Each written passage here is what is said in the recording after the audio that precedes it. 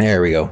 Now I'm ready to chat. Before, you said you were going to get Final Fantasy VII, the remake, and I'd been peeking underneath the covers, looking up the dress, and saw several spoilers and several videos, and I heard some stuff that had me worried, and also sometimes pleasantly surprised, depending on how you look at it. I asked you, when you're done playing the Final Fantasy VII Remake Part 1, you and I need to record our reactions, because I want to get your take on it. Yes. So from here on out, it's going to be a massively, heavily spoilerific discussion.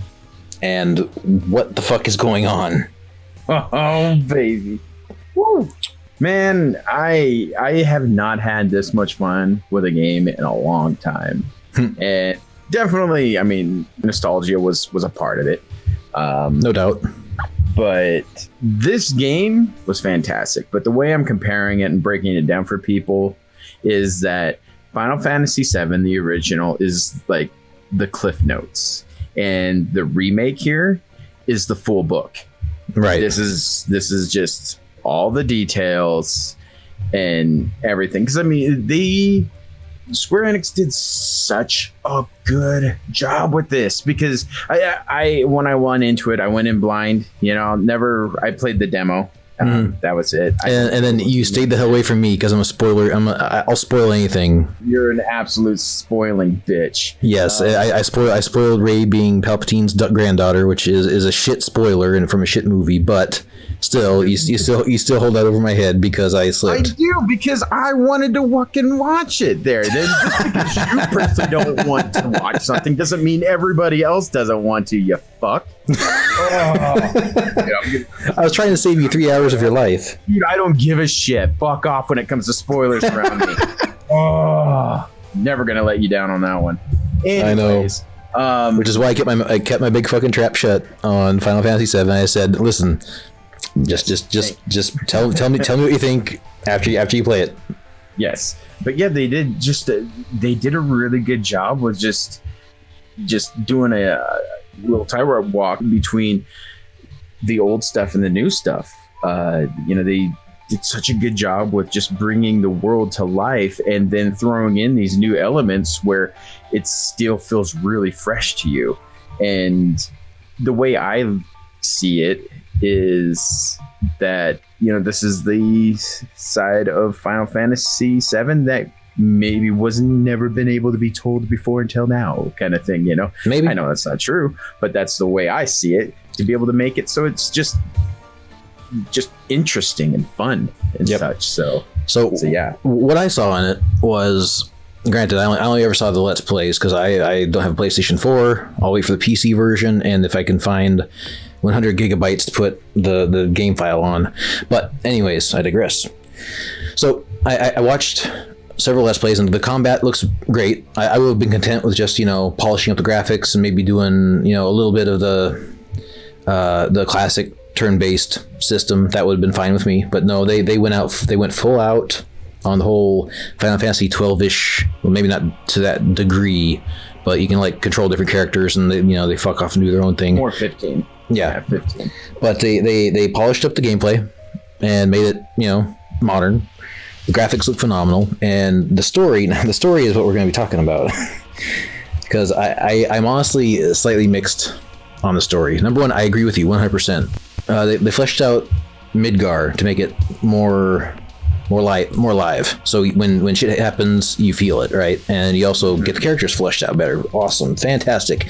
Could not be happier. And also, and again, we're doing spoilers, because you see the Sephiroth stuff earlier on.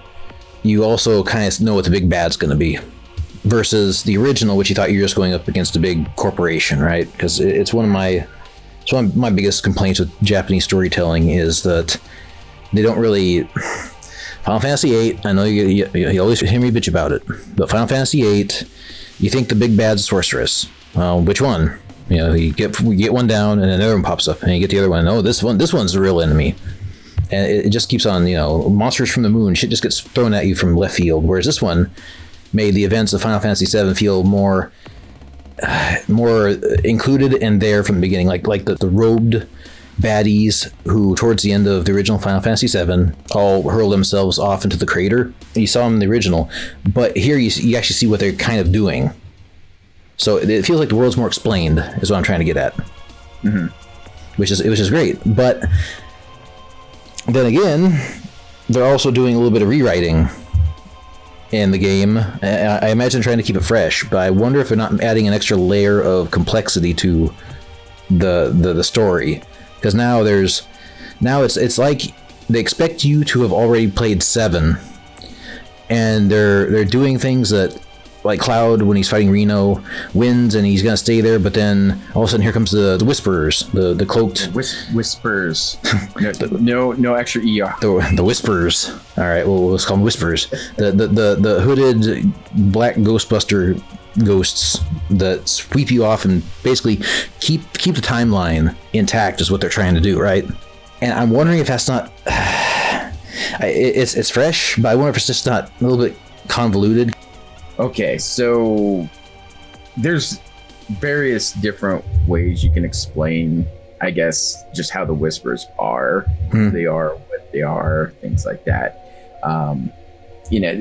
At first I thought maybe the Whispers are all of the different humans and soldiers that were in those pods that you see in like the around like Genova and all of that. Like the villagers that were captured and done experiments on by Hojo. Exactly. Or then maybe I was thinking that they could be something, whereas, just the spirits of the ancients themselves. Right. But I was watching one of my favorite streamers, and please don't say Matt Pat. No. Okay. I was watching him, and he mentioned something that I thought was pretty interesting, where he said that what if the Whispers is Square Enix acknowledging that this is a remake?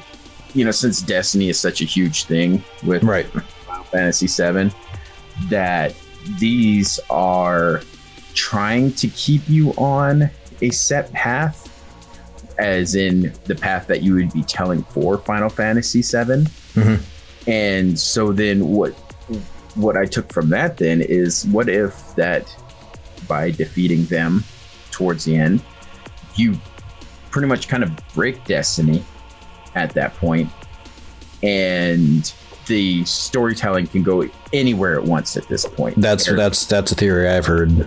Yeah, Aerith could live, and timelines could combine and come together, just all sorts of crazy things. And so I think that would be really interesting. I would love to see something like that, because they're already rewriting the established timeline, which during Crisis Core and some of the Dirge of Cerberus and some of the other stuff that came after Advent Children, the timeline is already a bit convoluted. But you notice that Zack lives. Well, see, that's the thing, is that that's what kind of confuses me, because the cinematic at the very end, it shows Zack carrying Cloud towards Midgar, and then it shows them all on the same plateau. Mm-hmm. And then when Aerith is walking, she's walking past Zack, but they're not in the same area. They're just kind of like echoes of each other. Right. So it feels like Zack is still in the past, and that was maybe hinting towards how Cloud got to Midgar in the first place. Right. But I mean, I don't know for sure. I mean, it feels like that's what it was hinting at, but I don't know. We'll see, I guess. Yeah. But I would love to see that whole thing where you're breaking Destiny and going against fate now, and to let anything happen. I know a lot of people would cry foul about things where the Aerith could live and all these other things. It's not a true remake, it's a reimagining. Exactly. Like, I think that would be really cool. I know all the purists would get upset and everything, but I mean, that's what made this remake so great, is that it wasn't 100%. I mean, Biggs, Wedge, and Jesse. I mean, they are solid characters. They're no longer characters that had like 60 to 100 lines max in the original. These are fully fleshed out characters with backgrounds and everything. It makes the game just so interesting to throw them in, to be able to make these people main characters, to throw in completely new characters like Roche. And you're talking about the biker, right? Yeah. First time I saw that, I was like, what the hell is this? And I actually look him up in a wiki to see if he actually existed in a different game. No, not at all. No, he's new. I swore he was in a mobile game, but I could be totally wrong. I don't count mobile games. That's fine then. No one does. No, he is completely new. I mean, that guy is the human form of Mountain Dew. Surge, motherfucker. You know what we're about. He is just insane. So I had a crack lot cocaine and Mountain Dew.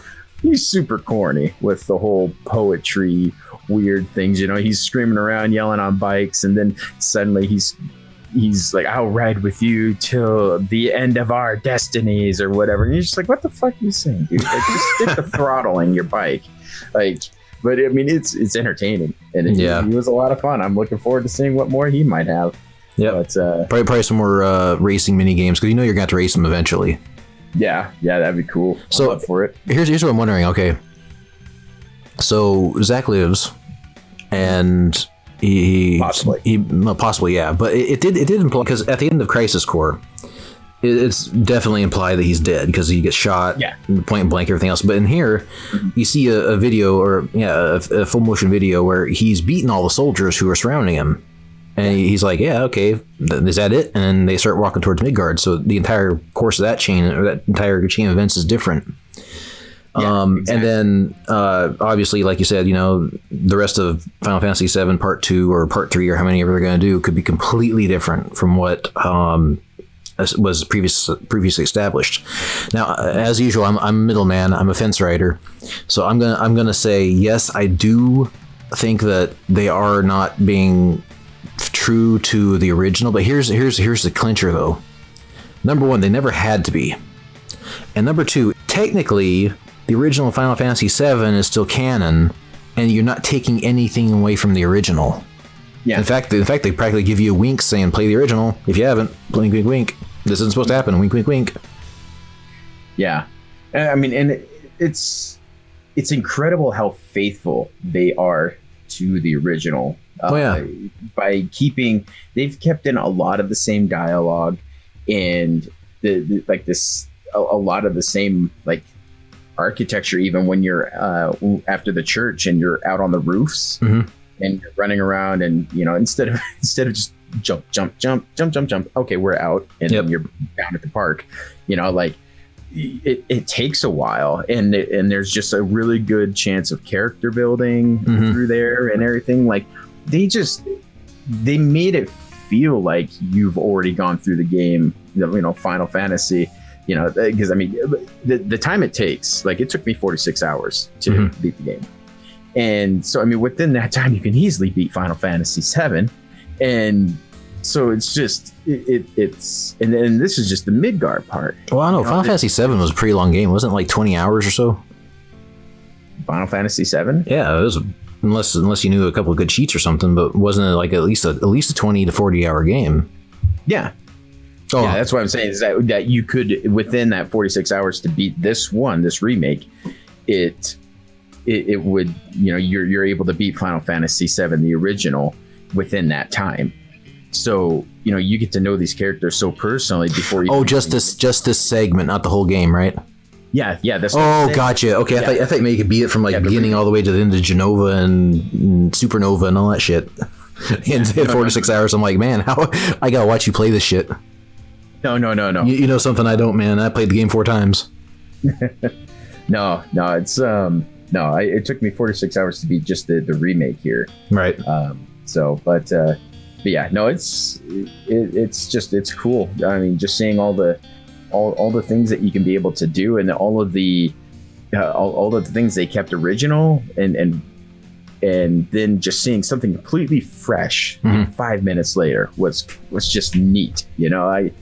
I loved it. I always laughed at the because a lot of like the trophies that they do are lines from the original. So like when you're going in, when you're at the the market area. God, I can't remember the name of the place. Damn it. Oh, it's fine. Walmart. There we go. Oh, there you go. When you're at Walmart, and come on, man, that sounds like Walmart. We should know the shit.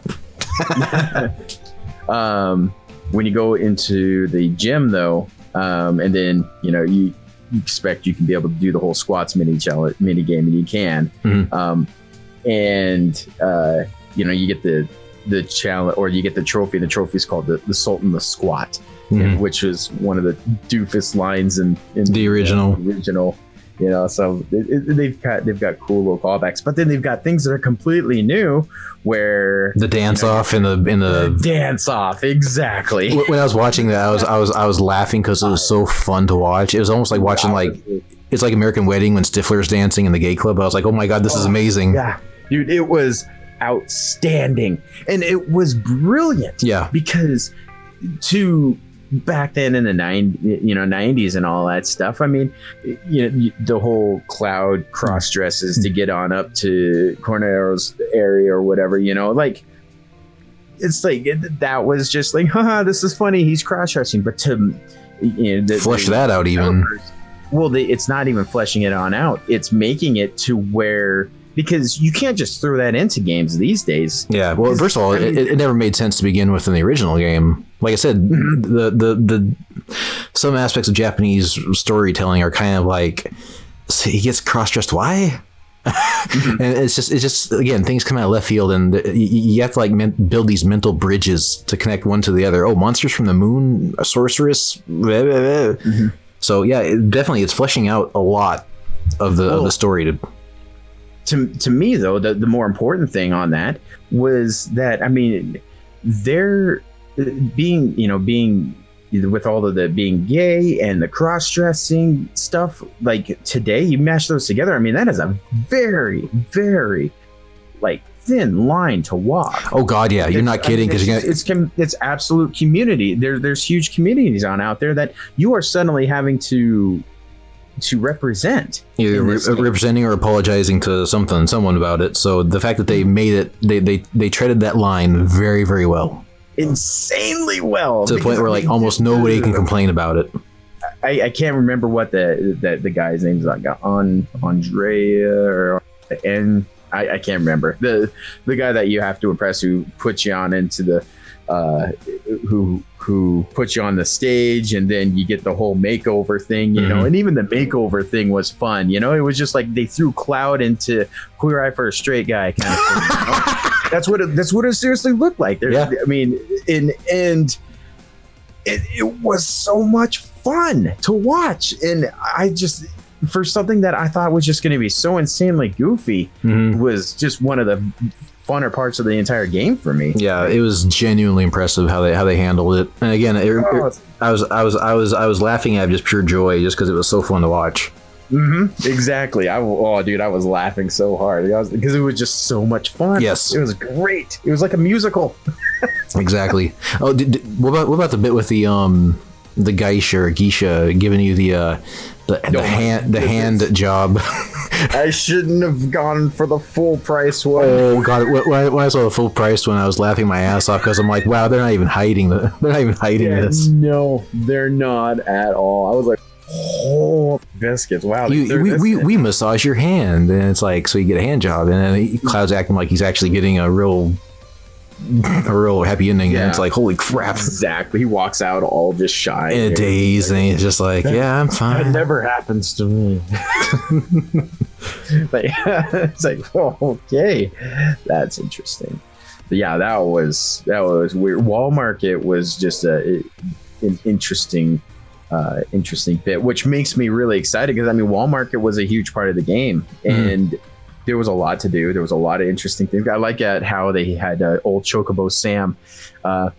They tried to give him the Sam Elliott voice as well. I missed that. I totally missed that then. Full on. Like, they tried to go with the full Sam Elliott voice. So I appreciated that. That was great. Oh, Sam Elliott's always awesome. Oh yeah, dude. Yeah. Like it's not. You can tell it's not him, but you can definitely tell that's what they went for, and it's not bad. Hey, it's better than diabetes. So yeah, exactly. So there's one scene that always confused the hell out of me in the Final Fantasy, the first bit. Cloud's in a hot tub, then he's getting slapped around, or there's like 50 guys. How'd they handle that one, or did they just replace it with the big dance scene? They just replaced it with the dancing. No, that's good then, because the original one was just like, what the fuck is going on? Yeah, I know. It's like it's implied rape and all kinds of shit too, and it's like, dude. Yeah, they handled it very tastefully. Yes, they handled it very tastefully. Yeah. No, it's cool. Yeah, Walmart they did a really good job on. That was a lot of fun. And it gets me excited for the next one, because in the next one you should be able to go to Golden Saucer. And yeah, Golden Saucer. I mean, if what they did with Walmart here is any kind of peek into that, I mean, it's going to be awesome. So I'm excited. I will see myself probably doing at least 10 hours of chocobo racing on Golden Saucer. You're getting that gold chocobo, I can see. I love the chocobo racing, and yeah, I'm all chocobo about breeding. Yeah. So if this first bit ends with one of the most cinematically orgasmic boss fights of all time, how the hell is the next one going to end?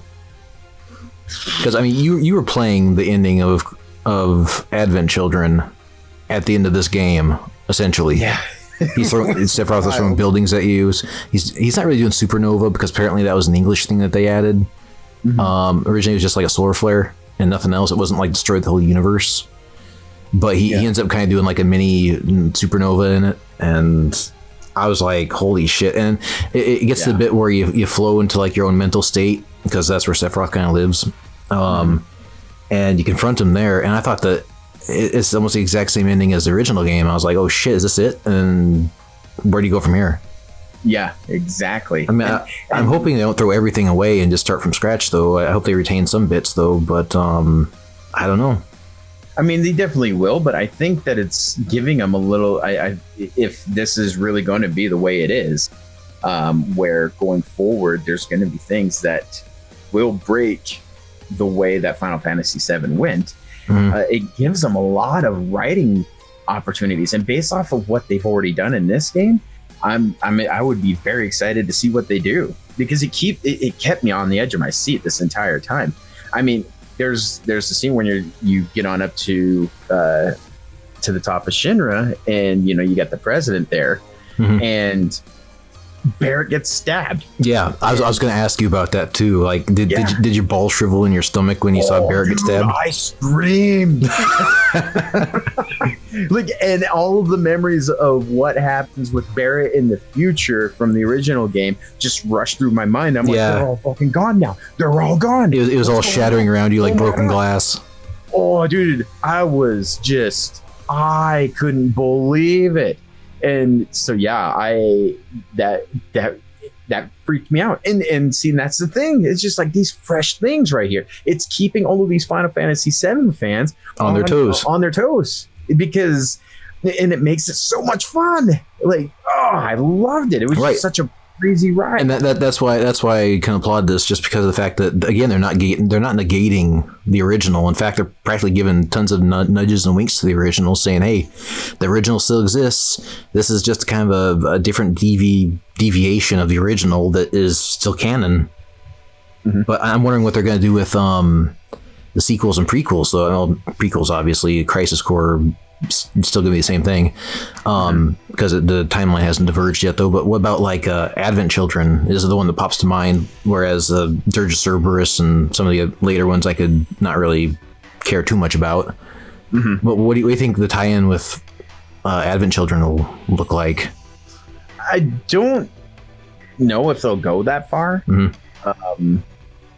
Because there's really no reason to worry about it for the most part. Oh yeah, especially if it still technically exists in canon. So exactly. So as long as if they want that to be still part of the whole Final Fantasy legacy and all that stuff, then it's easy to be able to dance around what happened in that movie and not put it in the game.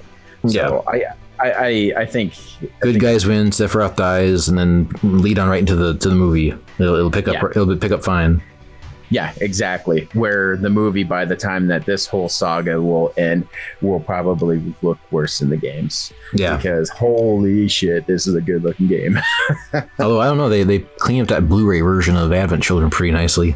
New scenes and special effects and all kinds of shit. Yeah. Oh, and dude, one thing that and there were some from Advent Children, but the music in this game was so good. Oh my goodness! Unfortunately, I couldn't hear hardly any of it in the YouTube video. I was crushed because that's one of the hallmarks of the entire Final Fantasy series is music. Yeah, dude. I think the only one actually from Advent Children that they threw into this game was One Wing Angel. Oh damn! No, they even redid that. And it's wow! Awesome. It's even better. It's even better in like the Black Mages version. Yeah. Oh damn. It's good. And they added a lot of guitar, a lot of songs too. So like they've meddled this one out a little bit. Nice. But in a lot of choir stuff. I mean, to me, my favorite song, and I just need to replay the game again just to get to that part. But when you're fighting that airburster, like before Shinra blows up the reactor, and then Egg Cloud falls down and finds Aerith. That music from that, I mean, it got me to lean forward in my seat, and I was just rocking out with it, man. It was cool, and you got just this big old cinematic fight happening at the same time, and it is just emotion overload. Oh my god! So here's something that is gonna be unexpected of you. Guess who the one character I'm anticipating seeing is? Kate Sith. Yep. Yeah. Well, yeah. Obviously. I mean, who doesn't love Cat Sith? No. Yeah, exactly. So 10 years ago, I would have said Vincent, though. But since I'm a crotchety old man now, I really want to see Sid. Oh, really? I was going to say Vincent. I was just being really wow. Yeah, I'm actually really. I identify more with Sid than Vincent now. Good. That means you're not as much of an edgelord as. Yes, exactly. Jesus Christ! Remember when you're like, man, if I ever have a kid, I'm gonna give it a strong name. What's that, Matt? Vincent. Hey, I'm still doing that. Oh, okay. I'm still doing that just because it's like I told my mom that I'm like I always like the name Vincent, and it's not just Vincent from Final Fantasy, but like sure. Vincent Price, Vincent Valentine, not Valentino. The Valentine was obviously a Final Fantasy one, and she's like, well, aren't you going to be worried about people calling your kid Vinny? I'm like, Vinny's the name of a guy who puts your feet in cement and throws you off a bridge. Mm-hmm. Yeah. Still love the name Vincent though. Yeah, but no, seriously, Sid. I'm looking forward to seeing Sid. See, that's where I'm really interested, actually, to see where they take things from here now. Yep. Because this is where you go into the world map. Yep. And you explore. Like, how are they gonna do that? Like, I don't think that they're going to make it so you can run around a map. No. See, I think it's gonna be. I think the way they're gonna do it is, I think it's just gonna be just more cinematic. So they'll look at the world map of how it was in Final Fantasy VII. They'll see all of the little places and all the little things that you can be able to do and go to and such, and they'll just add them along a linear line, and then just maybe have some chocobo stations where you can be able to go back and forth between those places. I sincerely doubt they're gonna Skyrim the shit out of this one. Yeah, exactly. So even though it did make an amazing world with no load times, like that would be shocking. That's what they did. No, that's what they did with this one, but an open world, I couldn't picture that at all. Oh, yeah. Well, I don't know. Well, you have an SSD hard drive, maybe. Exactly. They're going to be working with the solid state hard drives and all that. But I mean, it just depends on if they decide to overload everything again. With just all the unique assets that they did with this game, which made the game outstanding, but it's huge. But they won't be able to use the same assets though, because every single area, like Red 13's village, has like southwestern United States vibe with the Native American theme, and then you have like Sid's Bit, which is kind of more small town, and then you have like Yuffie's village with like the strong Japanese influences. Yeah, every section is going to be completely different. Yeah. No, I'm excited to see what they'll do with everything. I'm just hoping they kind of, if they do anything, I hope they just like clean up the story a bit, because from what I can remember the story and from what I reviewed through a wiki, as far as the story plots, I read the wiki and there's a handful of things I didn't even notice and I didn't make the connections with when I played it 4 times through. Yeah. And some bits are still just kind of like a bit vague or a bit out there, kind of like you said. What the hell was that one bit you said that kind of felt like it was detached and they patched it up? Was it the dudes in the hot tub? With the what? Was it the dudes in the hot tub? Or? No, the cross-dressing bit. Yeah, okay, yeah, exactly, the cross-dressing bit. Like, there are some bits that just kind of feel a little bit out of place here and there. I'm hoping they really smoothen that out, like they did with this one. Obviously, again, you play the game the first time around, and even, I guess, subsequent playthroughs, and the sick cloaked characters are kind of just in the background. You don't really see them. And then towards the I guess, the end of the second disc, you're all of a sudden these cloaked characters come out of nowhere and go to that reunion in the crater. Yeah. And you're just like, where the hell all these things come from? And it's like, they've been there the whole time, jackass. They're all. But now they're more playing a more important part, and they actually are a bit better explained, even in the cutscenes, in this remake than they ever were in some of the passive context in the game. Plus, apparently the PlayStation version didn't have a great translation. Apparently the PC version of the original Final Fantasy VII was a better translation, so it made a bit more sense. Yeah, I played through on the PC as well, and it was a lot cleaner. Yeah, for sure. There's so many things. What was anything I was thinking? The fighting, the music, the graphics, all that's great. The story is going off its own thing, but it could be great. I'm a little bit worried because I do think that Nomura, the same guy who did all the Kingdom Hearts games. I don't pay attention to Kingdom Hearts. Yeah, well, especially if you know the story of Kingdom Hearts. Just watch a Donkey video. It's just like, there's no story to it. Are you kidding me? See that's what had me worried. Is the director of Kingdom Hearts is taking a lead role in this remake. Well, I don't think it was the director that decided to make all of these different stories to put on all these different platforms, so no one could be able to follow it unless they decided to spend hundreds of dollars to be able to get every single game. To play Kingdom Hearts 2 HD Final Remix or whatever the fuck it was, and it's like... Yeah, that was just annoying. I loved the hell out of the first Kingdom Hearts, and then everything just went downhill. Yeah, I was basically playing Kingdom Hearts 1 and 2, the original PlayStation 2 ones, sorry, and my eyes were just glazed over as far as like any of the story shit. I was just like, I just want to fight shit and see Auron. So, you were big into Auron. Hey, he was cool. You were huge into him. Oh yeah, I was huge into him. He was so huge. He was so huge, a big sword. No, it's what was that? That's the arc of my young adulthood. Vincent to Auron to Sid. Now I just look back and I'm just like, I just want a decent coat and a cigarette. I'm excited to see what they'll do with him though too, because I mean with Sid, I like Sid a lot. And he was a solid character, and so I hope that they allow him, he still has the spear and such, and just throws down with that thing. But yeah, and I'm excited to see Barrett's backstory and all of that. Like, I feel they could be able to flesh that out even a whole lot more.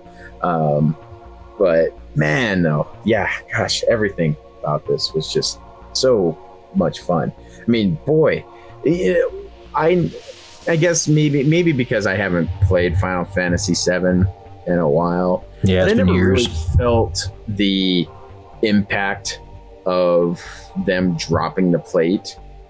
I And I didn't feel the impact on that too hard. You know, you take the zip line on out, you land at the park, and then you're just like, those bastards, let's go get them and such. But man, with this one, you couldn't believe that they was actually dropping the plate at the time that it was, and you see everything, and you see people getting crushed, and just. Plus, you also form deeper relationships with Biggs, Wedge, or is it Riggs or Biggs? Depends on the translation, I guess, right? Biggs. Oh, I'm thinking Final Fantasy VI. Yeah, I think and Jesse. Yeah. Yeah, you do. And and then they switched that up too. They all didn't die. So that's pretty cool too.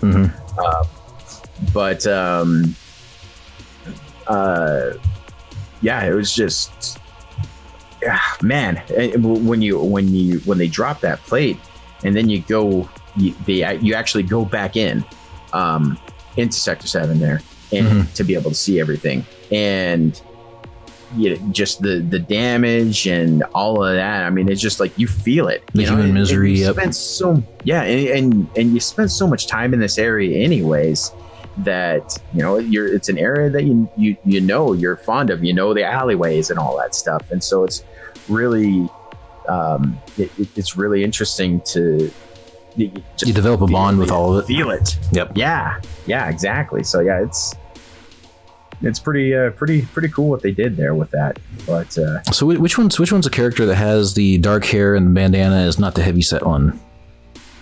Was that Wedge? Biggs. Wedge is a heavyset one. Okay. Yeah. So Wedge, does he look a little bit like Zack to you? No. Damn. I was already spinning, because at the very end scene you see a picture of him coming out of his coma, and it's like, well, they never explained what happened to Zack. Oh no, that's Biggs. No, Biggs. That's Biggs. That's Biggs. Not Wedge. Yeah. That's Biggs coming. Conspiracy theory. I don't know. I'm making shit up, so I don't know. Yeah, you are. It's just like I kept on seeing Grant in all of the fucking Castlevania episodes of the Netflix Castlevania series. There's Grant Dynasty. No, he's dead. There's Grant Dynasty. Nope, he's dead too. Shit. Yeah. They said he was in this. They're trolling me. I'm literally that one guy. There's a TV show that has me watching, and it's called the IT Crowd, and it's a hilarious British TV show. And there's a scene where the boss guy is one of the employees ends up going over to the boss's house to watch a movie, and the boss is 5 minutes into the movie, and he's already like going like, he's dead. He's this, and he's just spitting conspiracy theories like one after the other. Like, yeah, I'm basically doing that. He's dead. No, wait, he's the mother. No, wait. Yeah, no, I can't stand those kind of people. The only time I ever enjoyed that is when I went and saw the Final Fantasy 13 or Final Fantasy. Oh my God, I'm out of my mind now. Friday the 13th remake. How'd you get Friday the 13th and Final Fantasy 13? Just like all the F's and the 13. Okay, fair enough. Oh yeah. Just because the two franchises are so similar. They are, exactly. Big Bad comes along, a bunch of teenagers get slaughtered. Yeah. No, the Friday 13th remake, I was sitting in the crowd, and this group of people that were all together, and the guy at the very end who was right next to me, he's like, "Hey man, I have to give you a heads up." I'm like, "What's up?" And he's like, "I hate horror movies. They terrify the hell out of me." I'm like, "Why are you here?" He goes, "These assholes brought me." I'm like, "Oh, okay." He's like, "So if I am screaming or anything, don't mind me. I'm okay." I'm like, "All right, sounds good." And so, watching the movie, and you see Jason creeping along, and you just hear him under his breath. He's just like, "Oh Jesus, get out of there, bro.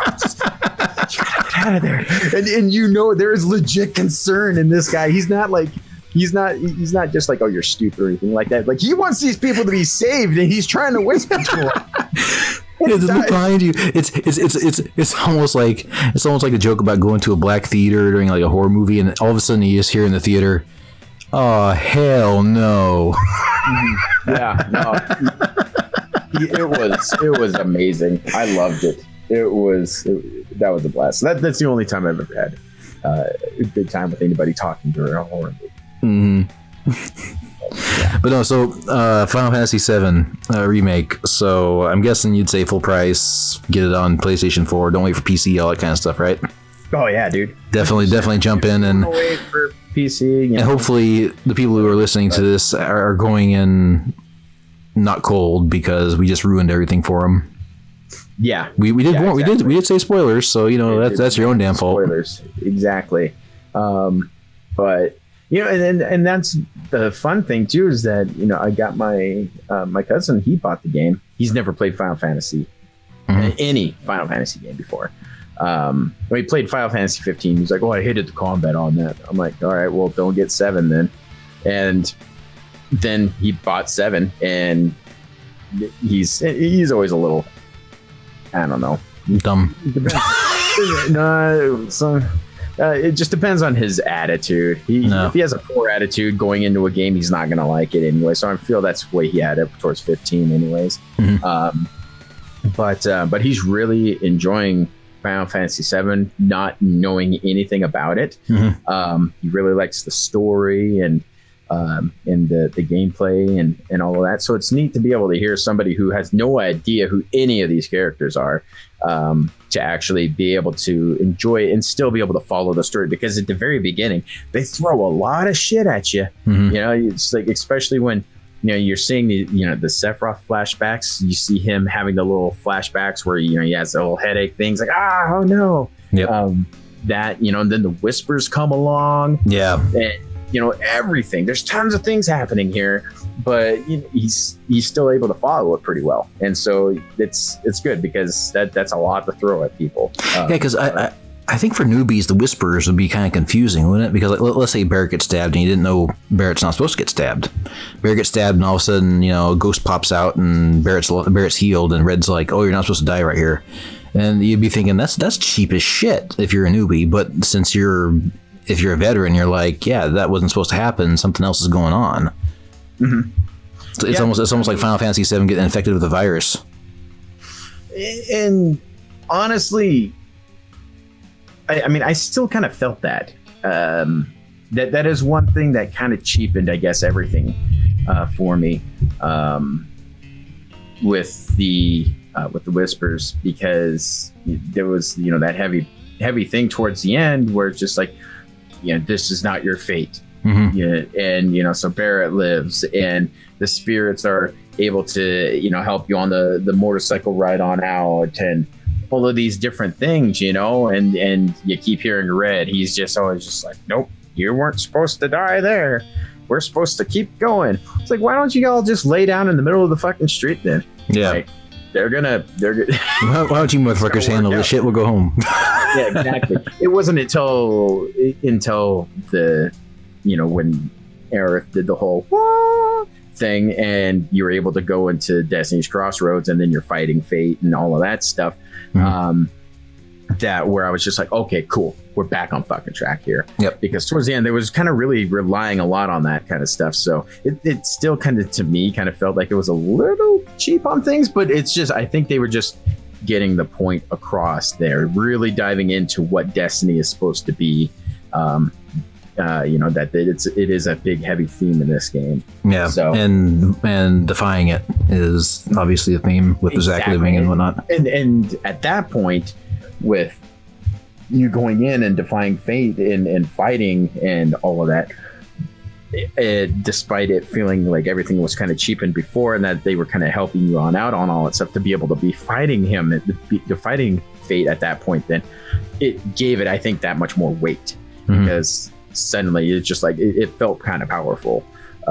So I did really enjoy that, actually. It did make that pretty cool. But yeah, man, a lot of cool things about this. And then just, I mean, the fighting was just cool. I mean, to be able to just, my favorite thing was just to take over as Tifa and just unleash holy hell on everyone, because man, her combos, you could just drop things no problem with her if you just know how to be able to use her combos and all of that. So it was really fun, all the different weapon abilities that you could be able to learn for your weapons, and then being able to switch all your different weapons to what you'd be able to upgrade them, And so, if you're rocking, Tifa and Barrett on your team, then maybe you want to go with the Mithril Sword, which enhances, it's more magic focused than it is for just pure physical damage. Mm-hmm. And so then you're able to do some really good spell casting and such, where you could just mix things on up depending on what your party was, with just based off of weapons alone. Yeah, which I thought was a really cool thing. The original Final Fantasy VII compared to modern RPGs is very limited.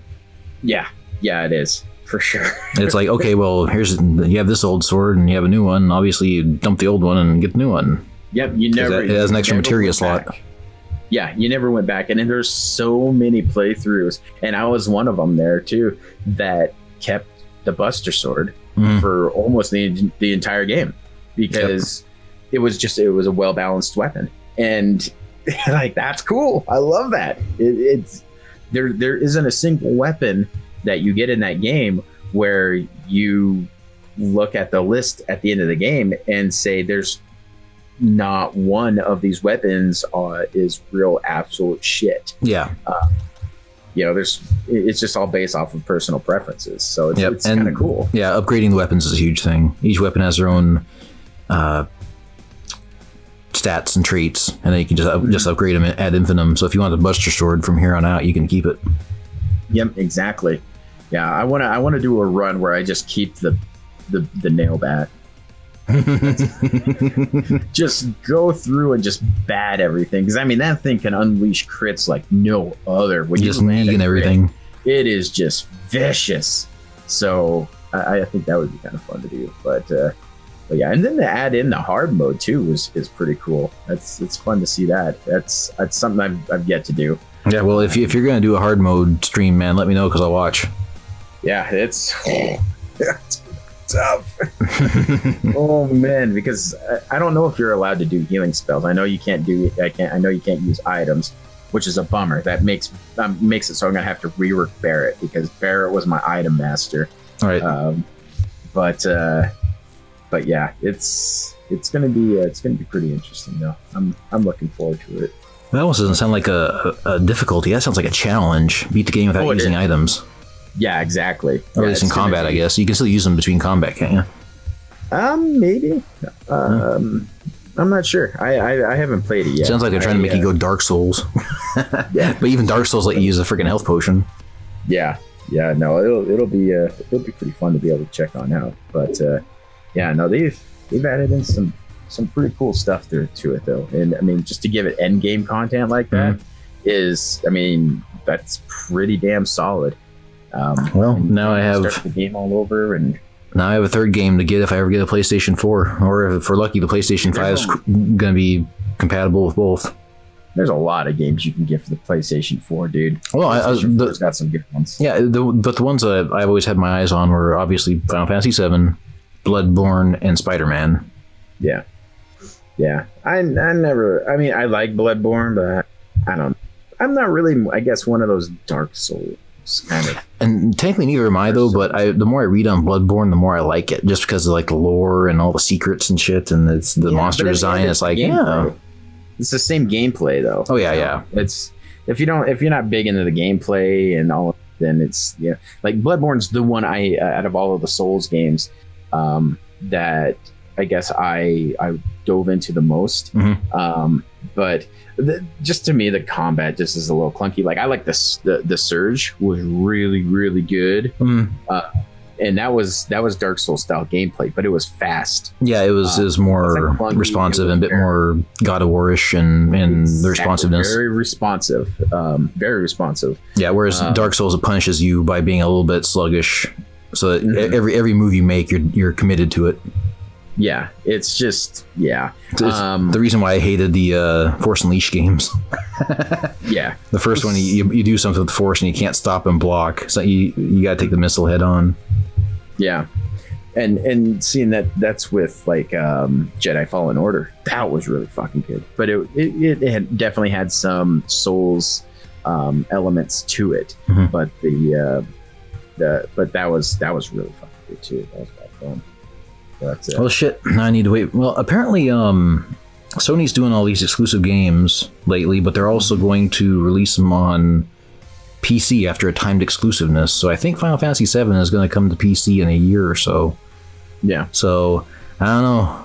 Do I wait or do I drop? I think I better wait and see what the PS5 is going to do first. Yeah. Because if you can play PS4 and PS5, I might just consider doing that. I already told you that they said they were going to. Yeah, but I mean, I just want to see how well it's implemented, because I've heard this kind of promise before too, and it's like, oh yeah, well, you're backwards compatible for these 4 games, and it's like, oh.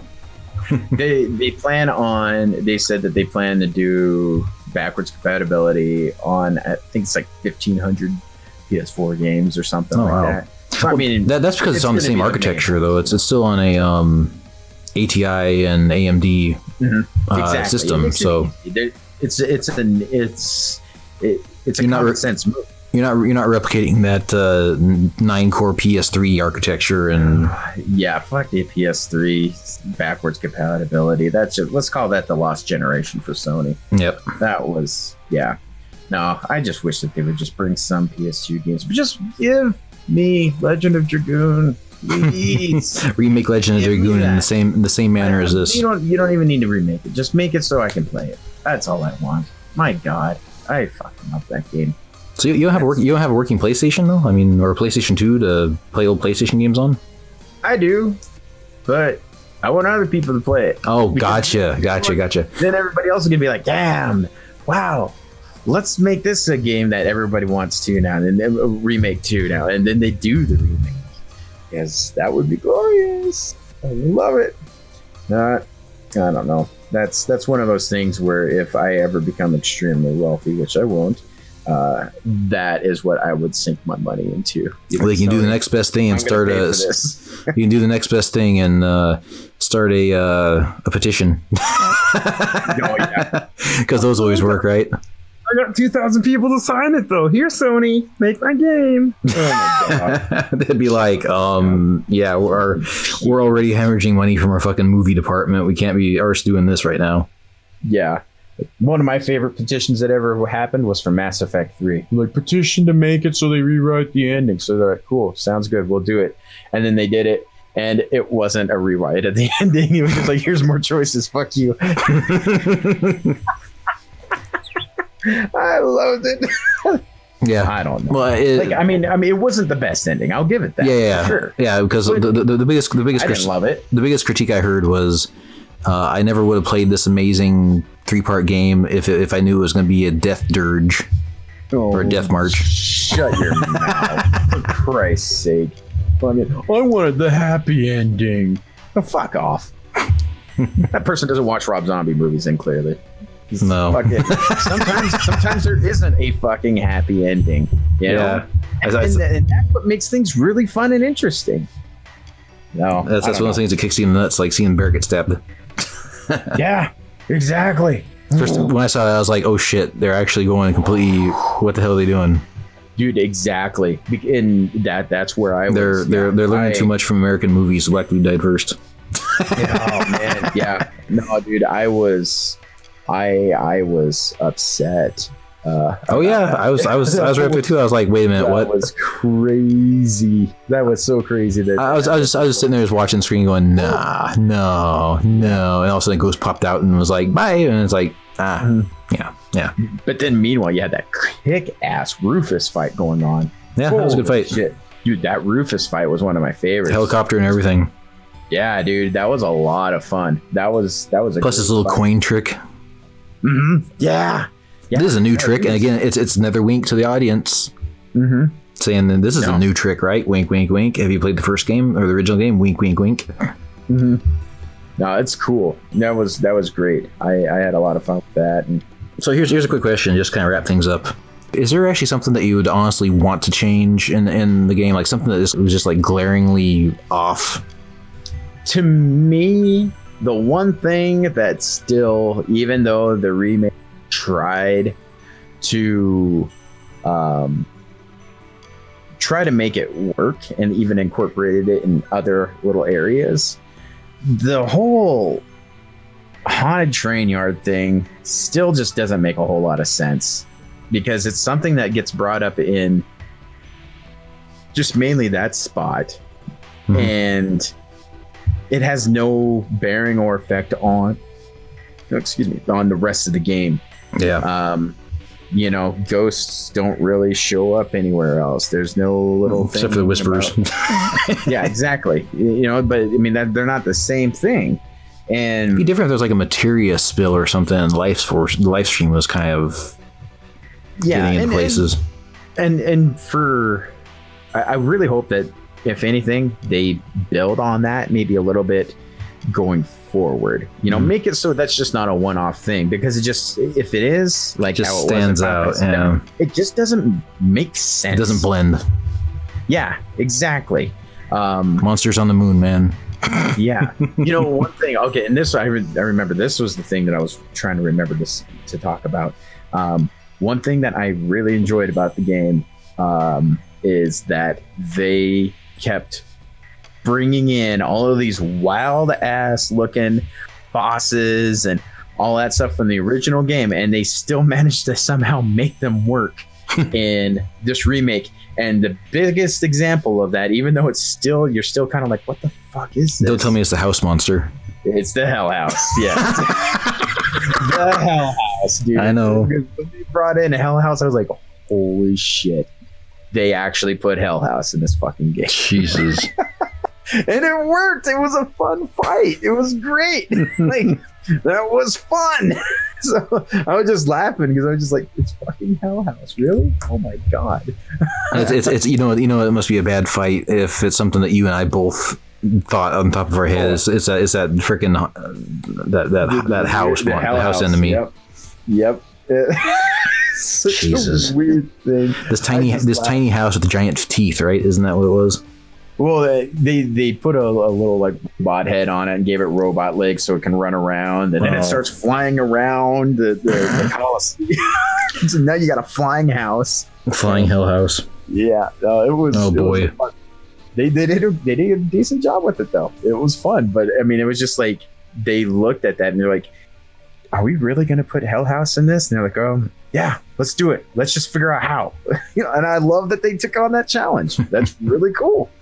So the one of the criticisms I've heard, and it might be legitimate, I don't know, I haven't actually played the game, I just saw it, but they say that the AI system of the rest of your party isn't as tight or as customizable as like Final Fantasy XII, like where you can say like, Barrett, I want you to be the item person, if or if my health gets lower than such and such, use a healing item.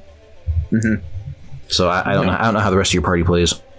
No, they aren't that responsive with your needs and all that stuff. You can be able to put on an auto cure materia that on one of them on somebody, so they can be able to cast auto cure, but that's the only one out of all of the abilities and such. But to me, I wouldn't want that, because and that means that you're only going to be playing that it encourages you to play one character, right? And then all the rest of them are just drones. Exactly. And this is supposed to be an immersive experience where you are switching between characters. Right. They want you to switch between the different characters so that you can do different things. Exactly, because each character has strengths to them. So you know that if you got flying enemies then you do want to switch to Barrett.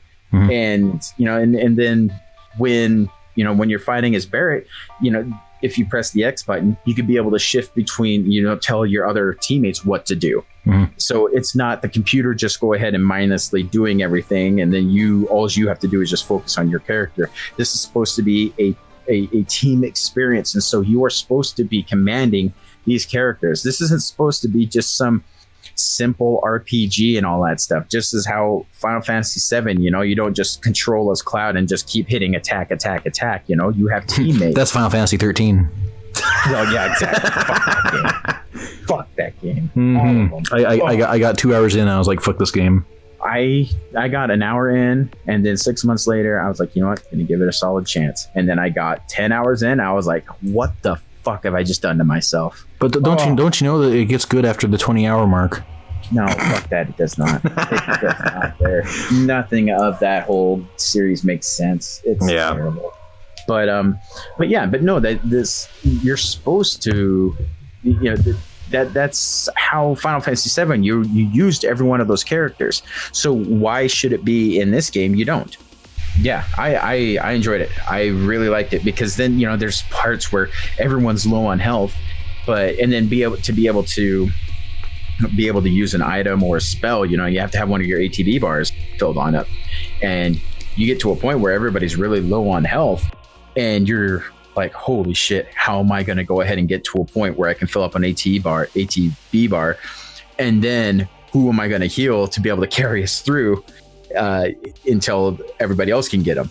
Like there are points in the game where you're just like, shit, I have to make a tough decision right now here between all of these teammates. And I did hear the strategy elements in the game are really good. Yeah, it's fun. It makes you feel like when you're playing all of these characters on the field, especially when you're fighting a boss, you switch on over to Barrett, you go ahead and make him do his overdrive, and then as he's doing that, then you switch on over to Cloud, you make him do Braver, you switch on over to Tifa, and then you go ahead and you're building up her attacks and such, and you're seeing them do Braver and overdrive at the same time as you're punching them in the back. Like it's a very cinematic. There's a lot of fast strategy that you can be able to add in, and it's just fun. It never gets stale. I love it. I would not ask to be babied along by asking for my teammates to do something while I'm just mainly handling one character. That seems cheap to me to this game. So in conclusion, you'd give it a 7 out of 7 would remake again? Yeah, I love the hell out of this game. It was an extremely pleasant surprise. I had high hopes for this game, and it exceeded them in every way possible. Nice. So, I had a blast because you get to visit all of these old friends that and to me, it's full circle to me because Final Fantasy VII was the first PlayStation game I ever played. Mm-hmm. And it was the first RPG I ever played. And then just like many people on out there, absolutely fell in love with them. I've completed the game 4 times as well. Like there's just so much to this, and to be able to go back in and be able to see more story and be able to learn more about all of these different characters and just stronger character development, and to at the same time see all of these fresh new ideas and having them pull them all off so well was just, I couldn't have asked for more than that. If you asked me what was, what could I do to really be able to just make the game more fun, I couldn't tell you what. Make more of it, right? Yeah, exactly. Give me more. Give us part 2. Outside of the train graveyard thing, which still I enjoyed. I had fun with it. There was a really good boss fight amongst all of that. But outside of that, that's really my only small complaint. But even during it all, I still enjoyed it. Nice. So yeah, good time. Well, I can't. I saw spoilers and all, and I can't wait to actually get to play it. Yeah, you need to stop doing that to yourself, man. I know, but I still didn't just want to, I still didn't want to just be the last person to know what's going on, and I was genuinely curious about how things are looking, because everyone's like, "Oh, things are changing, man," and it's like, wait, what? So is there any other things that you've heard people didn't enjoy about the game or No, I've basically kind of everything that I've seen and heard is everything you've pretty much covered and everything I've covered. So nice, good. I haven't heard anything else too much beyond that. So I've seen most of the highlights, and I've seen most of the spoilers and some of the boss battles and a couple of people's opinions. And it's like, I can't wait to actually get my hands on this game, but I just don't want to buy a console for it yet. So yeah. If you don't want to buy a console, then I guess waiting for the PS5 would be probably the best. Yep, or PC. Best move. So eventually, I imagine it's coming to the PC, because if Death Stranding's coming to the PC, so is this. Yeah, it's definitely coming to PC. Yeah, but it'll be a while yet. So yeah, I don't know. Cool. we'll see. But yeah, you're gonna love it. Anyways, can't wait. Yeah.